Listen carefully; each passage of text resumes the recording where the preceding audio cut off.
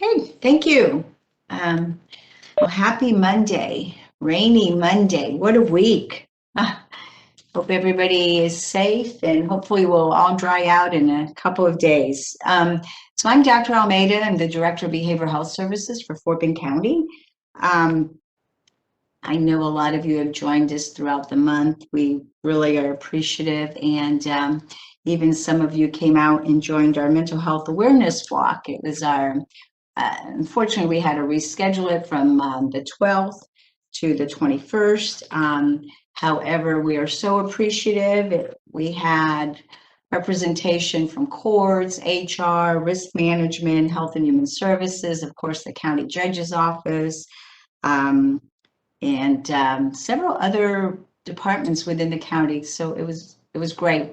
I think we had about 100 people, maybe a little bit more, and great event. Really, we brought that together so we can work to reduce the stigma around mental illness, and so people have more information and more knowledge, which is really our strategy. We believe that by providing information, um, we will reduce the stigma around mental illness and get more people into the right care at the right time. Again, of course, our CIT was also representative. So we have a great relationship with our sheriff's office and our crisis intervention team.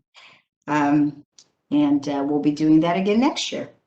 So this is we have one more seminar after this, which will be on Wednesday, which will actually, there'll be a live attendance option at our Justice Center on the 3rd floor. And we will be talking about the mental health task force that Fort Bend County is forming. So it'll be an opportunity to hear from a variety of different departments and the task force members. So today, the main presenter is actually Chrissy Lee, who works with Behavioral Health Services. She's one of our licensed psychological associates. I've been with the department, I think, a year and a half.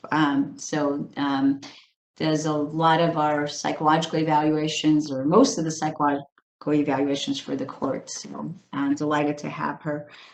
She's also a great trainer and a great presenter. And we're going to talk a little bit about anxiety and fears in terms of resuming normalcy, and not quite sure what that is. And I think that is part of the challenge, is how do we define that? What is normal? And I think it's going to be different than our lives before the pandemic. And but how do we get back to those things that we had before the pandemic, what our life looked like? And some of it is around school, some of it is around family gatherings, some of it is around work. So we're going to talk a lot about that, because clearly there is a lot of anxiety and concern about going back to school or going back to the workplace, or having large family gatherings. Um, so um, so I think with that, Chrissy, I'm going to turn it over to you, and then I'll add a couple comments here and there, and maybe some things that we're looking at doing in Fort Bend County. And as always, these are available or will be available on the county website. Our IT department's been amazing in terms of providing the support for this. And Fort Bend County Behavioral Health Services is a department of the county, and we're here to support you all, and reach out to us if you have questions or need further information. Okay, Chrissy, turning it over to you. Thank you, Dr. Almeida. So as she stated, my name is Christin Lee. I am the licensed psychological associate here for Fort Bend County Behavioral Health Services. And so like Dr. Almeida mentioned, today we're going to be talking about resuming normalcy and some of the anxiety and fears that might be associated with that. So we know for the better part of a year, we have all been working together to kind of manage this pandemic, manage the results and the consequences of that. And so with the coming pandemic, we experienced maybe some anxiety and some fear, right? This was an unprecedented event that we had not really experienced in our lifetime. And so as we kind of gravitate out of that, right, looking towards the future, looking to see what our new normal looks like, there might be some anxiety and some fears associated with that as well. So today we're going to discuss those a little bit and then talk about some tips and some skills and some effective interventions that might help us work through some of the symptoms maybe we or our loved ones or someone we know is experiencing.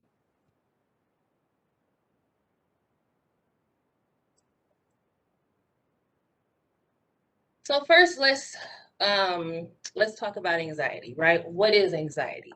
So when we think about anxiety, a lot of times stress gets grouped into that, right? Sometimes stressors that we experience in our lives can cause us to experience anxiety. And it's important to know that there are good and negative stressors that we might experience. So, stress is defined as a normal psychological and physical reaction to the demands of life, right?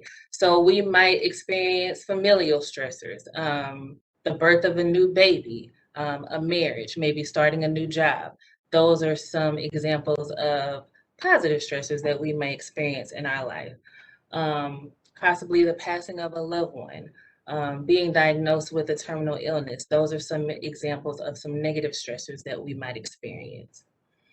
And so, as I mentioned, stress can sometimes bring about anxiety. And anxiety is referred to as the intense, excessive, and persistent worry and fear about everyday situations.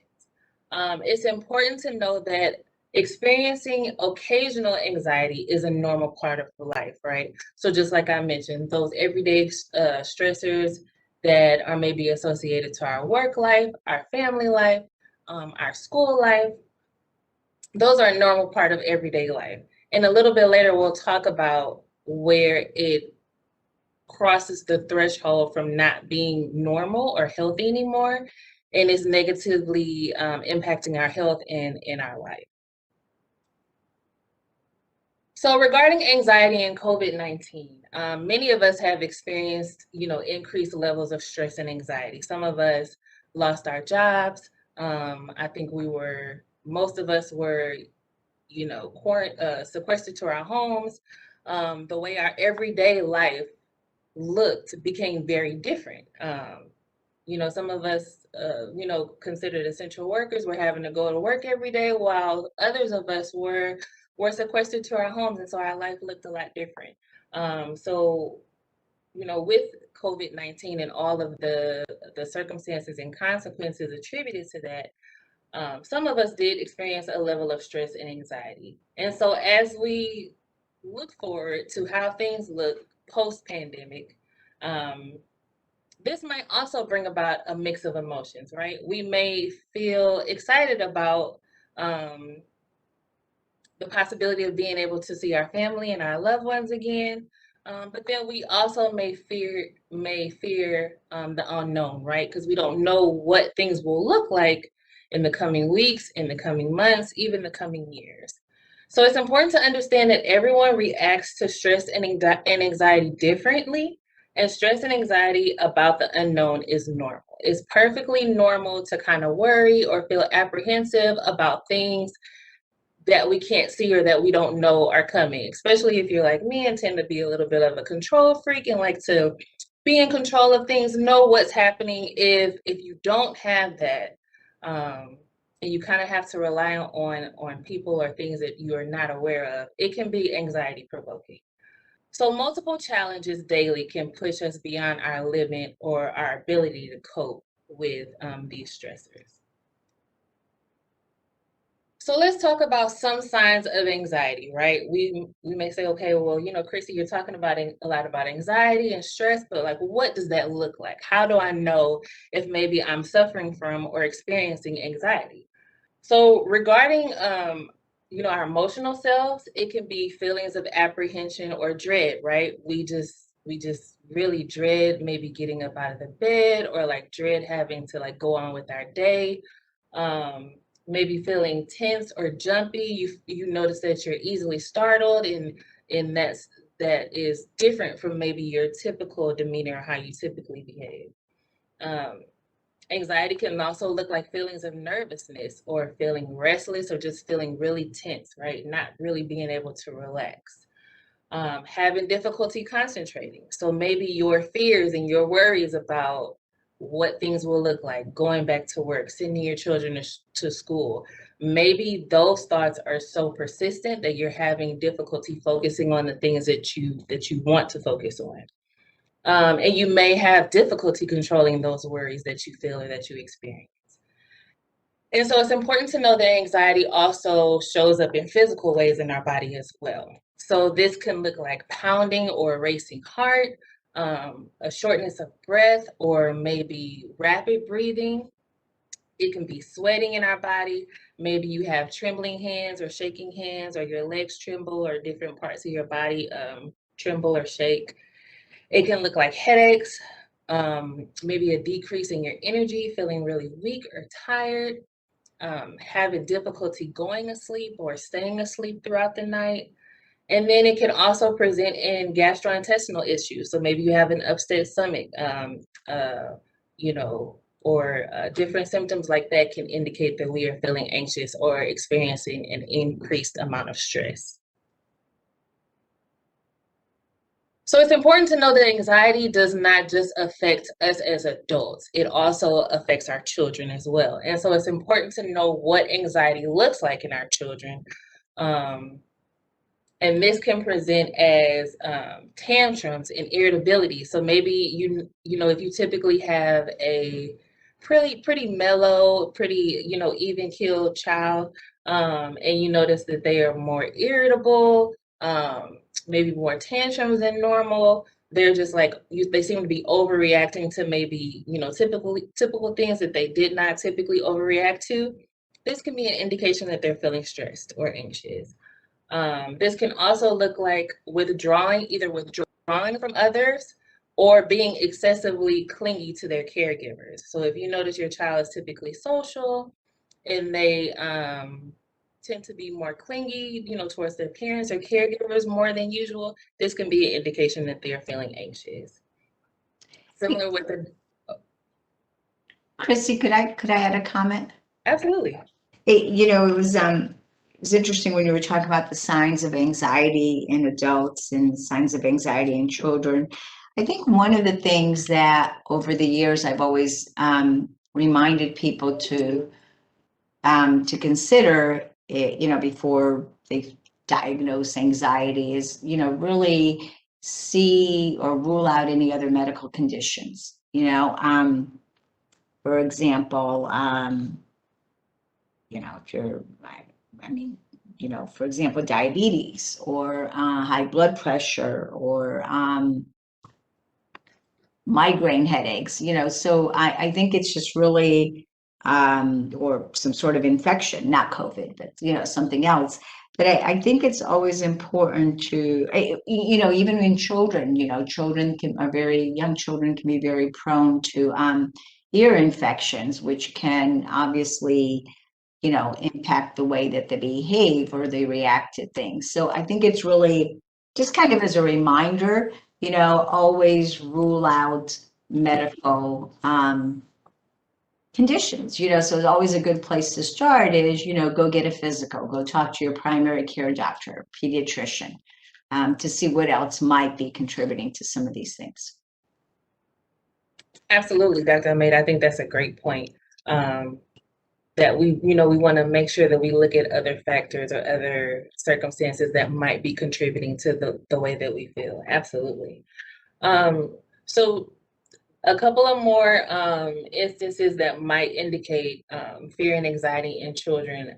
If you notice that they have a loss of interest in things that they typically enjoy, things that they typically like to do, or if they indicate to you that they are feeling sad or feeling hopeless.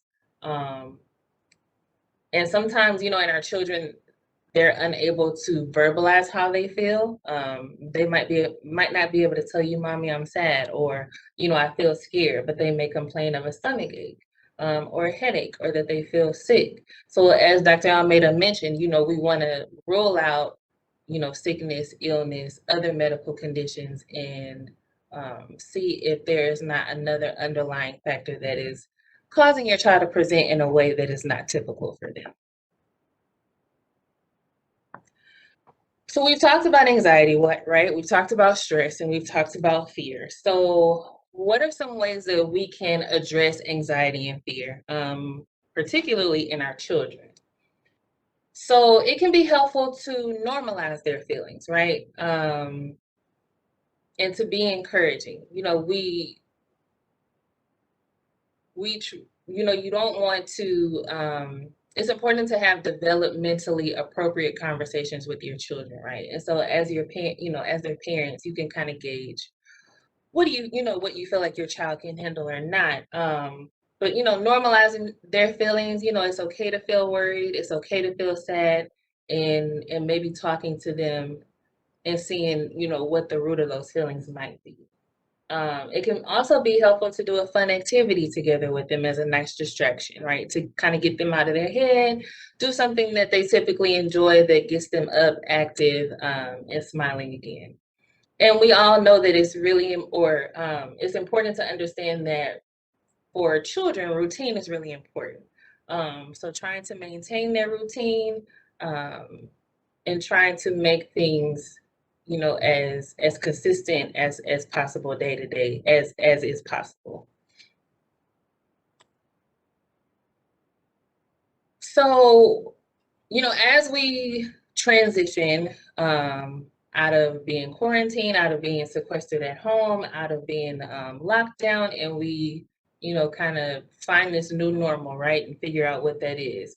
Some of us might still be experiencing fear about the illness. We have had a rollout of vaccines.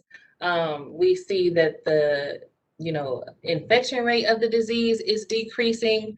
But because this is an unprecedented, condition that we have never dealt with before, there is a lot unknown about how the illness or how COVID-19 may behave, in the coming months or the coming years.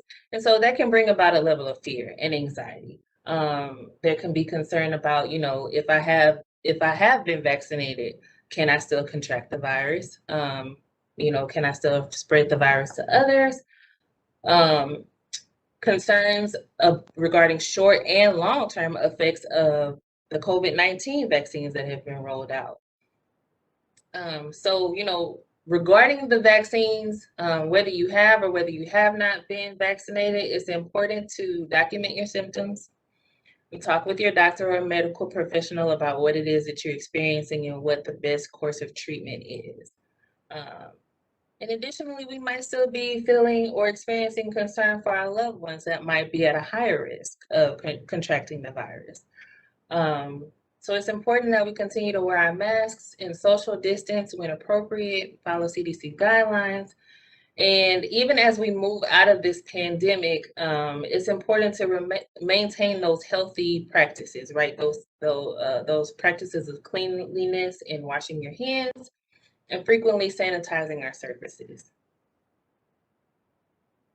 So some of us may be experiencing fear of returning to work, especially for those that have been under lockdown during the pandemic and maybe have been afforded the opportunity to work from home.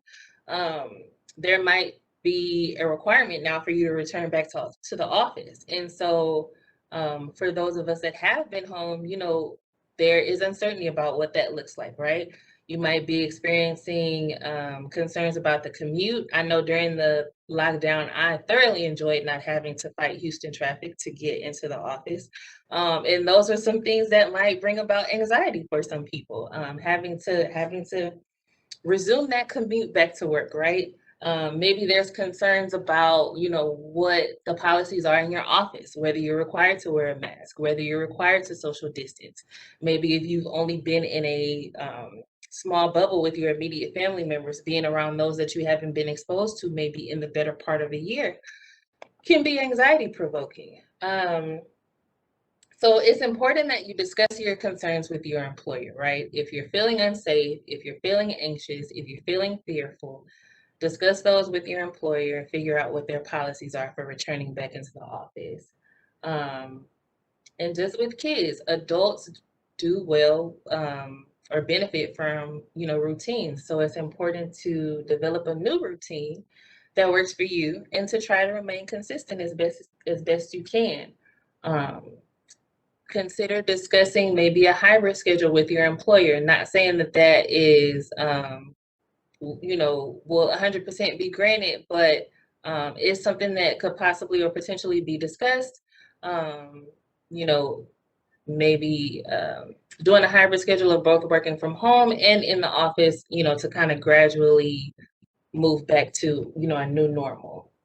And also, this is a great time for a new start as many businesses are hiring new employees. I think every day on my commute home, I see a different business that has a now hiring sign in the window. So if you have, unfortunately, been at home without employment for the past few months, this is a great time to get out and maybe get a new start, find a new position, and see, what a new change can bring about in your life. So for our children and for our parents, there might be a fear of returning to school.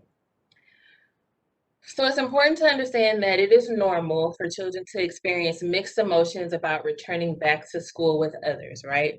So they may feel really excited that they get a chance to see their teachers and their classmates and friends that they haven't maybe seen in person, depending on what their school attendance situation has been like for the better part of a year. So they may feel really excited about that, but may be apprehensive about being back in the classroom full time, right? Especially if they've been at home on the computers. Um, it can be anxiety provoking, maybe if they've been in a bubble with their immediate family and have not really been interacting socially with others outside of their family. That can bring about a sense of social anxiety for some of our children as well. So, similar with just, general anxiety, general fears, general sadness, it's important and can be helpful to have a developmentally appropriate conversation with your children. Um, Something else that can be helpful is gradual exposure to social situations, right? So if they have not been leaving the home, if they've only been interacting with their parents or their siblings or people living in the home with them, it could be a good idea to, in small pieces and small bits, expose them to social situations with others. So that could be maybe a close neighborhood friend, maybe a close friend from school. And I think Dr. Almeida maybe wanted to share some more information about that. No, I think those are excellent points. I actually had a discussion earlier on around, this anxiety of children going back to school and sort of the trauma that children have been feeling and, and I know you have a slide on this also later, but, a lot of children have experienced loss. They've either unfortunately, the death of somebody in their family, or they know of someone that has died due to COVID. So we really have to pay attention to that. We really have to pay attention to this grief, this bereavement, and also the fact that I think everybody's heard the term like compounded trauma or complex trauma. So it's, one event after another. Unfortunately, we live in an area where, we have a lot of weather-related crises, disasters, where children are displaced. I mean, we had the freeze back in February, a couple of years ago. We had Harvey, we have flooding. But so you really have to think about this, that, children that have had more of these traumatic events, death of a parent, the loss of a parent, the divorce of parents, unstable housing, it might be more vulnerable, at risk of developing those anxiety disorders or in some of that complex trauma. So really, really being aware of children's traumatic history, because in how individually they will respond to certain things. And unfortunately, they might seem like they're doing okay. And then there's one trigger that really can, something can happen that can really trigger these anxiety disorders, this, anxiety, this fear, this really much more of a drastic change in their behavior, where they really can't regulate. And so just kind of being aware of that. Absolutely. Yeah. Yeah. And so in, excuse me, in conjunction with, the gradual exposure to small social situations, another thing that can be helpful for children as they, as they transition back to being in school full time is possibly a video chat with their teachers or their school administrators. And this can be an opportunity for both the children and the parents to ask maybe pressing questions or address concerns they have about students being back in school. Maybe driving by the school on your commute or during errands can help maybe familiarize the child with that commute that's going to be happening back to school. Maybe planning a school visit where the child can kind of go inside of the school and see what their classroom will look like, what the school will look like, can be helpful for them. And so while we're addressing this fear of returning to school, I also want to address situations where, those of us that have experienced milestones maybe this year or last year missed those celebrations that would be typically attributed to those milestones, right? We think about our seniors who graduated from school during the pandemic. And so how they missed out on, the accolades and the celebration that goes along with that.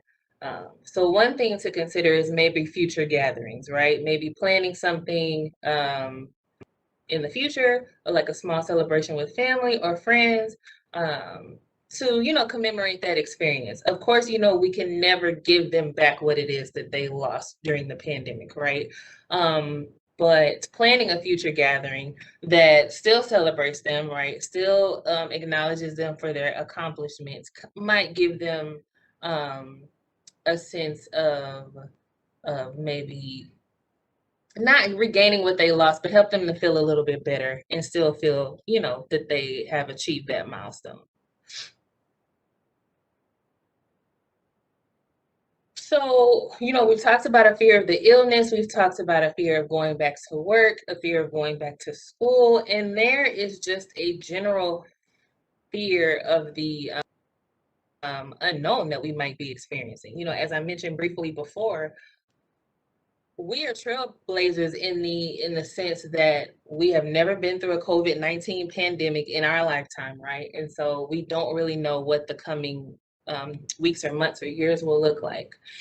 And so some of the fears of the unknown might be associated with contracting the virus, maybe when we will reach herd immunity and what that looks like. And herd immunity just means that a certain number of the population is, immune to this strain of the virus, and it's not like pandemic status anymore, right? So maybe when do we reach that? What does that look like, right? Finding a new normal in regards to all of the fears that we've discussed previously, like returning to school and to work. Maybe losing that convenience of being able to work at home and having to be back full time in the office, and what that looks like.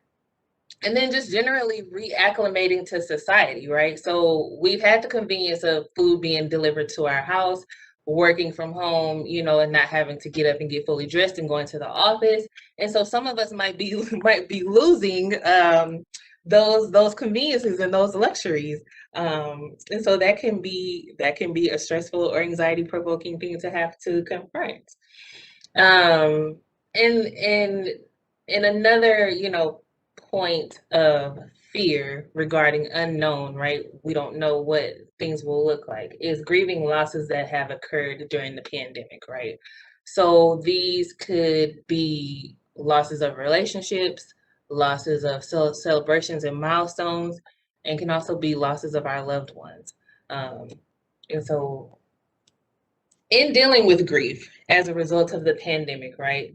COVID regulations have prevented us from participating in certain grief rituals. So many of us who have lost loved ones during the pandemic, maybe we're not able to be at the bedside of our loved one during their last moments. Um, some of us were not able to have the memorial services or the funerals that we typically would have had to celebrate our loved one. And so whether you're aware of it or not, those grief rituals help in the healing process, in the grieving process, and to help bring about a sense of closure. So because we haven't really dealt with something like this on such a wide spectrum, it will be interesting to see what the long-term effects of that will be, because we just really don't know. A lot of us are grieving in a way that we never have before, because so much has been taken from us that we're typically used to. So similar with, celebrating milestones, planning future gatherings can possibly help to bring about a sense of closure for those people that we lost and did not get to celebrate in the way that we typically have. So that can be, planning a future memorial with family and friends, maybe planning a balloon release, or, doing something with family and loved ones that person maybe enjoyed while they were still living. Um, Even though, we can't get them back, we can't go back and have the appropriate maybe grief ritual that we would have wanted to during the time of their passing. Still doing something to commemorate them could possibly bring about a sense of closure and help us to heal. So it's important to know that if your grief continues to disrupt your daily life beyond a degree that is healthy or that prevents you from, keeping your normal routine, maintaining your responsibilities, maintaining your health and your hygiene, then it's important to reach out to a grief counselor or a mental health professional. So just briefly, a few concerns regarding reacclimating to society. So we've been in this pandemic for over a year, and people have become accustomed to the lives that they've built and the routines that they've created in their COVID caves, right? Their little sanctuaries that they've created in their homes with their families and their loved ones. So, like I said previously, maybe some of us are not looking forward to getting back to normal, right? Maybe we weren't really social or really didn't like going out in the first place. And so being able to be home and have all of our conveniences right here close to us, maybe that was heaven for us, right? And so we don't want to go back to the way things were. So for some, this brings about an extreme fear, which can be associated with the disease or anxiety about just getting back into society. Others have found that the pandemic has brought about positive changes in their lives and they're afraid of losing what they've gained. So maybe you have more time at home to cook your meals because you don't have to commute to work. Maybe you have more uninterrupted time with your family and your loved ones because there's not that need to be outside of the house, right? And so maybe you're like, okay, well, I have to get up and go back to work. I have to get back out and do this. And so I'm going to lose all of those positive things that I've gained and enjoyed during the pandemic. So it's important to pace yourself and to breathe and to consider gradually exposing yourself to social situations at a level that is comfortable for you, and possibly finding a balance between um, your responsibilities and those luxuries or experiences that you came to enjoy during the pandemic. Find a balance between your new normal and the positive changes, and try to experiment with different levels of those balance. Like, find a balance that works for you and your family. So now I want to go into talking about self-care. We kind of briefly mentioned ways that we can address our anxiety and our in our fears, but we also want to look at ways to take a proactive approach, right? What can I do on a regular basis to potentially keep my levels of anxiety and stress and worry and fear to a manageable level? And so this is our wheel of self-care. And so it just talks about the different areas that we can show ourselves compassion, so show ourselves care and attention so that we can keep our emotional and physical levels balanced. So these include our emotional and our mental health, our spiritual practices, meaningful work. So not just mundane, activities, but work that really brings us fulfillment, that brings us enjoyment, that gives us a sense of purpose.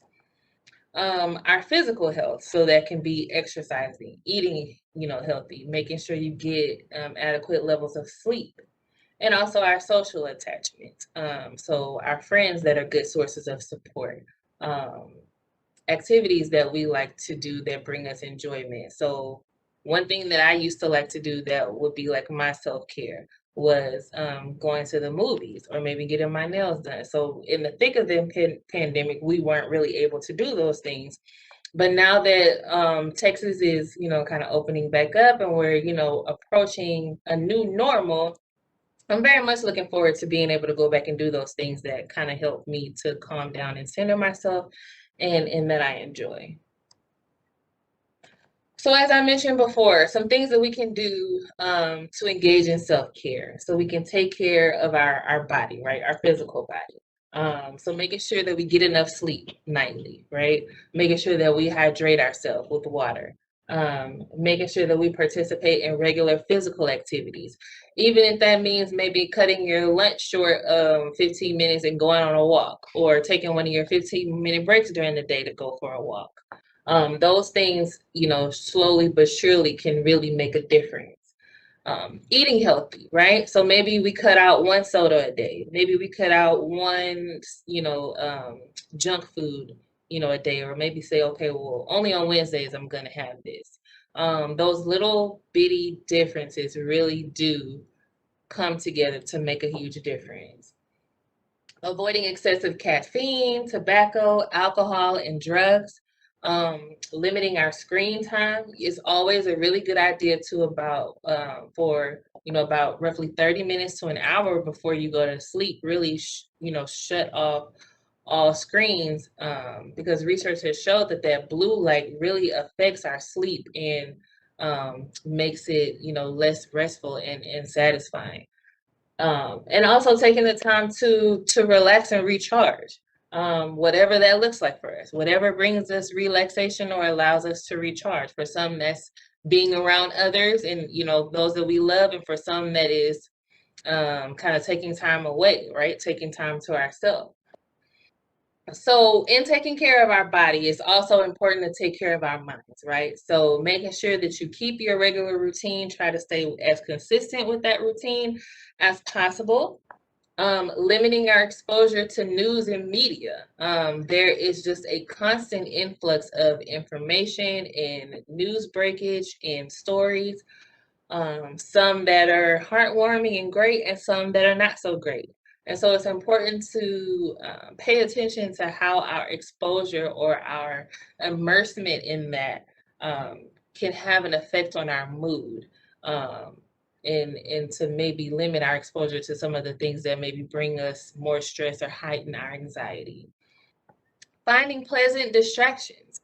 So that could be going for a walk. That could be gardening if you garden. That could be, maybe drawing or coloring or painting. Whatever is pleasant for you that kind of gets you out of your head and allows you to experience a few minutes of enjoyment. Focusing on positive thoughts, right? Being mindful to focus on things that bring you peace, that are calming. Maybe giving positive affirmations, right? Saying positive things about yourself, writing those on your mirror or on your wall so that you can see them every day. Those things can be helpful. Using your faith and your spirituality. So whether that's attending church, attending mass, praying, reading, whatever it is that kind of brings you that spiritual connectedness and groundedness. Mindfulness or meditation or deep breathing.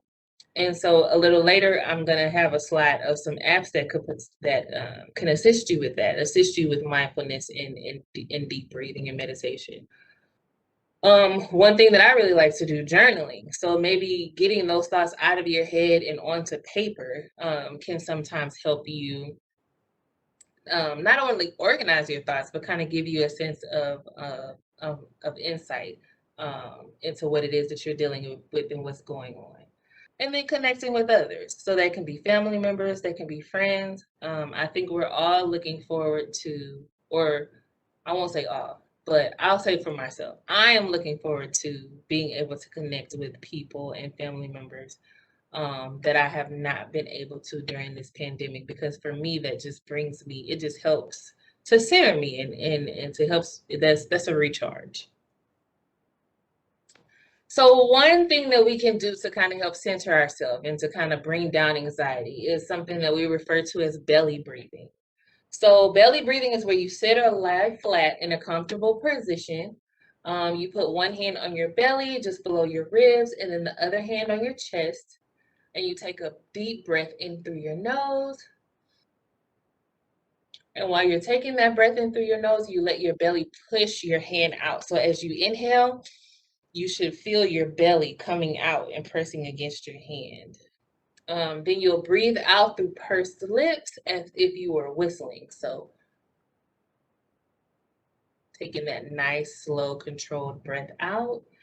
And then as you breathe out, you feel the hand on your belly go in and use it to push all the air out. So you can do this breathing exercise 3 to 10 times or as many times as you need to, and just take your time with each breath. And as you do this breathing exercise, you can notice how you feel at the end of the exercise, right? So does it help you to feel more calm? Does it slow your heart rate down? Does it kind of clear your head? And so those are the things that we want to achieve as we're doing this exercise. So let's talk a little bit about when to seek treatment. So if your anxiety or your stress is your fear or your fears are interfering with your work, interfering with your ability to be productive at work, to meet deadlines, to get projects pushed out, or if it's interfering with your relationships or other part of your life, if you feel like your anxiety is difficult to control, or if you notice that you're feeling more sad, crying more than usual, you're having trouble with alcohol or drug abuse, or any other mental health concerns along with anxiety, then it's important to reach out to a mental health professional, right? That's when we know that things are not right. If it's affecting our health and affecting our productivity in our normal life, then it's time to seek treatment. If we find that we are having suicidal thoughts, right, or we're thinking about harming ourselves, maybe we're just wondering if people around us would be better off if we weren't here, if we maybe feel like we want to go to sleep and not wake up, if we're kind of making plans to, prepare others for us not being here, then those are things that are really concerning. And it's really important to reach out to a loved one or to some of the mental health resources that we have here in the county. And I'll get to those at a later slide. But if you are experiencing suicidal ideation or you're feeling like you don't want to be here anymore, it's important that you reach out to someone. You are not alone, and there are people who care about you and care for you and want to help you. So briefly, we will discuss some effective treatments for managing fear and anxiety. So one treatment that has been shown to be really effective in the management of anxiety is cognitive behavioral therapy. And so a really helpful thing to remember about CBT is the ABCs of CBT. That's alphabet soup, right? That's a lot of letters, but we'll go through it really quickly.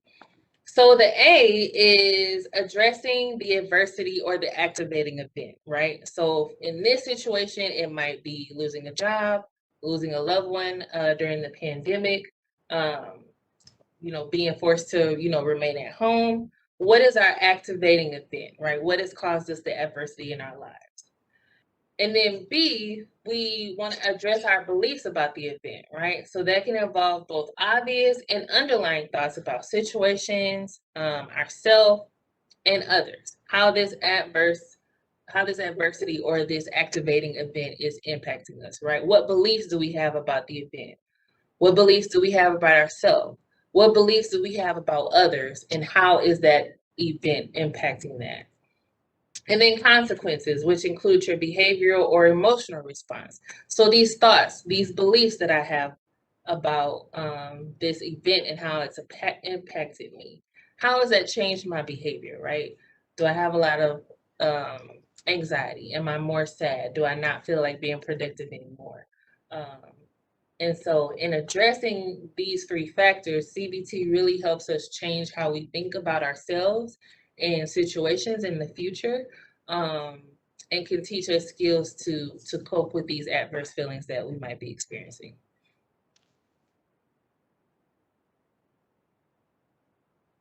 Dr. Almeida, did you want to say anything else? Yeah, I was just going to add. So, sometimes what this looks like is, something happens bad to us, and, we create these like negative schemas about, the event, or, so, I'm having a bad day. I'm having to go back into the office. Last time I was in the office, I had to meet with my boss. It didn't go well, right? So then it's like just that event of having to go back into the office creates that anxiety, concern that this is going to happen again. It's like, oh, this is going to happen again. I'm a bad employee. I'm going to get fired. So you can kind of see how the experience of one event then becomes generalized and problematic. So some of it is, and then, so some of it is, how do we restructure our thinking? Like, okay, that was a bad situation, but I got over it. I didn't get fired. I still have a job. I can get through this, and then really working through those things and reinforcing yourself for getting through it. Like, okay, I got through the first day of going back to school, or I got through the first day of going back into the office, and it was okay. I made it. I think those are really important things, because then you kind of, you build up that resiliency. Okay, I can get through this again. Happens a lot with children, like experiencing anxiety in school. They failed a test. Well, they're going to fail every other test, and they're going to flunk out of school, and and it's, they're not going to be able to get a job. That's kind of that negative schemas, those negative thoughts, how one event can lead to this generalization about a variety of things and about who we are. So really trying to refocus and restructure that thinking, and I'm using the term pretty loosely, but keeping it in perspective, going, okay, I can get through this. And then really, I got through it. I got in the office. I got into school. I was able to sit down. I made it. Um, a lot of folks have heard about like systematic desensitization, or, like that gradual exposure. It's like, unfortunately, we don't have that flexibility, but it's sort of, as Chrissy mentioned, gradually transitioning back into those environments, so if you're really struggling with something, instead of maybe having the big family gathering, you just have a gathering with 5 people. Maybe if you have the flexibility, and instead of going back to work in the office full time, maybe you can come up with a hybrid approach to work, which I think Chrissy also mentioned. Yeah, it's definitely challenging, especially if the expectation is for children to go back into the classroom. We have a lot of children that have actually done better virtually. And as Chrissy mentioned, there have been some advantages of that, individuals that have some social anxiety, or being home provides some comfort and makes them feel safer. But again, we just wanted to talk briefly about this CBT because there's different versions of it, but it really is the basis for several interventions that have been developed to help people deal with anxiety and depression, actually. That was it, Chris. Thank you so much. Thanks. Okay, so I mean, we've covered a lot today, right? We've talked about things to be mindful and aware of as we transition back into society, right? As we, really work to find our new normal. And as Dr. Almeida mentioned at the beginning of the presentation, we don't really know what normal looks like. Just because this is something that we haven't really experienced before in the past. And so I think it's important to find the normal that works best for you, right? Whatever you feel like your normal is, finding that balance and and sticking with that and finding what works, for you and your family. So these are just a few resources that I wanted to go through really quickly. So we talked about mindfulness and meditation in regards to kind of keeping our levels of stress and anxiety down. These are a couple of websites that can give you more information about mindfulness practices, things that you can do on a daily basis and kind of integrate into your regular routine to increase mindfulness in your everyday life.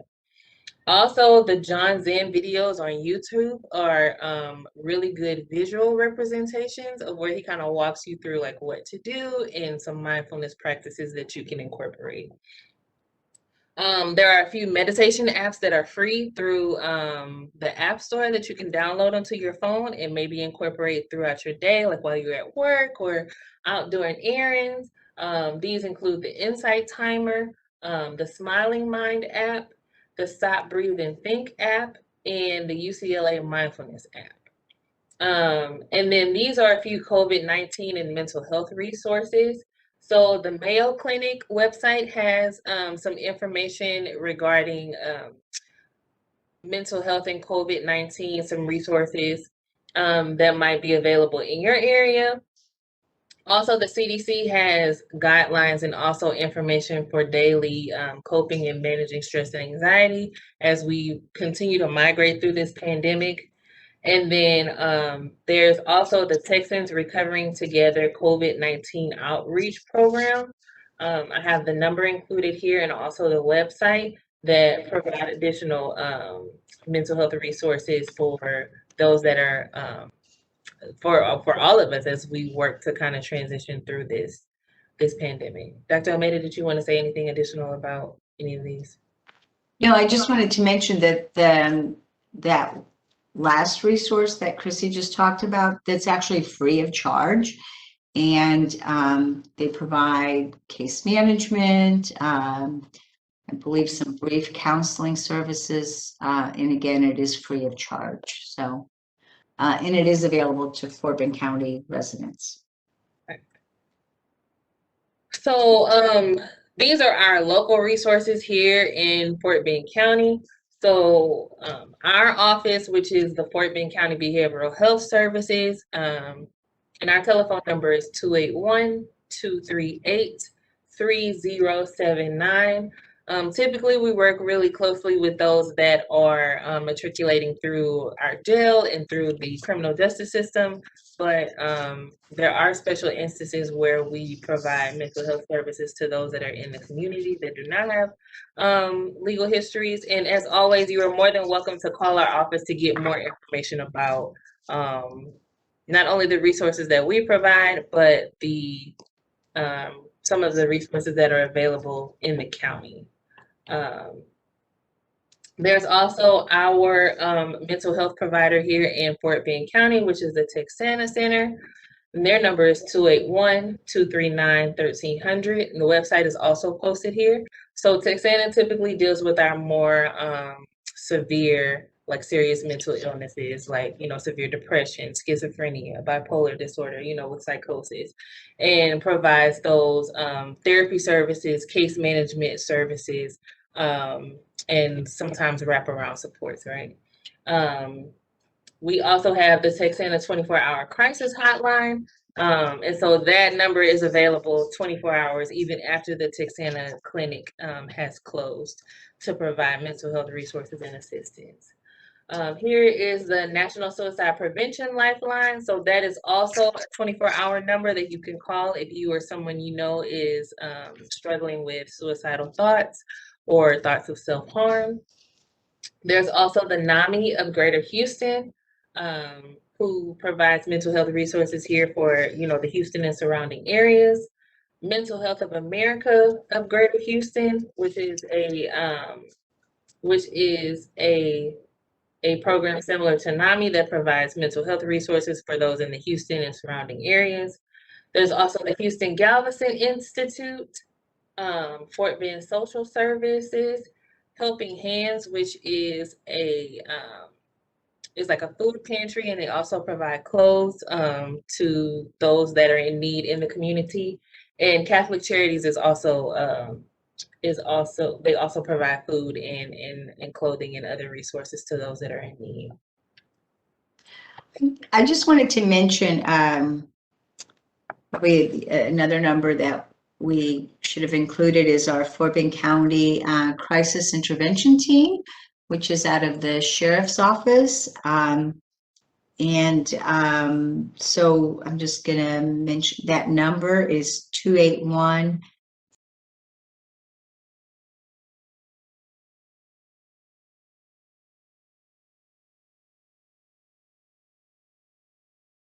Of course, if it's an emergency, you call 911 and ask for a CIT officer. So just wanted to mention. Thank you. Thank you so much. Thanks. Yeah. I don't think there's any questions in the chat box, and I can't, I don't know if there's anything on the page. We're monitoring those, but so if somebody wants to text me or let me know if there's any questions. If not, again, this is posted, and you can always call our office if you need more information. Really appreciate Chrissy you taking the time to put this together. Part of it is what I really encourage people is just be aware of what's going on in your mind, what's going on in your body. Some of this is situational.